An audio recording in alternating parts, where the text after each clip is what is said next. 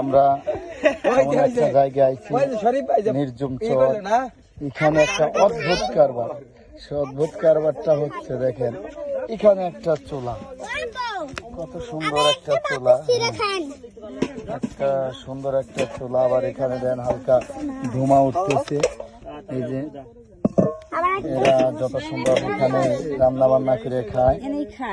হ্যাঁ, এখানে ছোট্ট একটা ঘর, দেখবো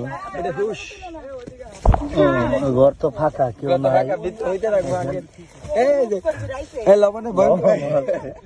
অদ্ভুত একটা কারবার। এখানে কেউ লাগে থাকে মানুষ এই ঘরে। আসল মালিক পাইলাম না, পাইলে হয়তো আপনাদের দেখাইতে পারতাম। দেখেন এখানে লবণ আছে, কিছু সিম গাছে উঠে গেছে, এই সিম। তারপরে কিছু মিষ্টি কুমড়া আছে, হয়তো এগুলি সে খায়া এখানে জীবন যাপন করে থাকে।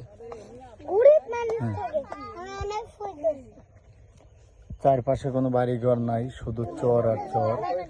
আমরা এখানে ঘুরতে আসছি, ঘুরতে এসে দেখতেছি এরকম এখানে কিছু কাপাসি তুলা ক্ষেত আছে। আমরা তুলা ক্ষেত দেখাবো। হ্যাঁ, কাপাসি তুলা ক্ষেত। এই তুলা ক্ষেতে আমরা যাচ্ছি। তুলা ক্ষেত দেখুন কত সুন্দর তুলা।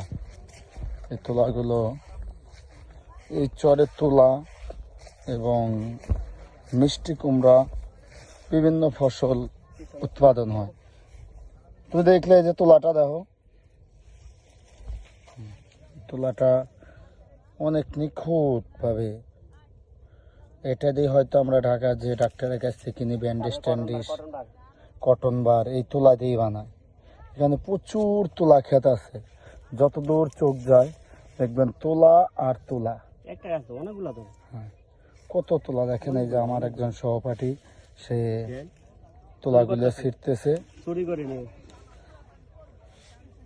এই তুমি খামাখা ছিঁড়তেছো কেন? কতগুলো নিচ্ছে? এটা কয়টা ফল থেকে বাইর করছে? চারটা ফলে এতগুলো তুলা? অনেকগুলো। একটা ভিতরে অনেকগুলো। যত দূর চোখ যাবে খালি তুলা আর তুলা খেত। এটা যদি আমরা 10 টাকা সেল একটা বালিশ হয়ে যায়। এই যে আমরা যারা পিকনিকে আসছি সবাই ওখানে, হ্যাঁ,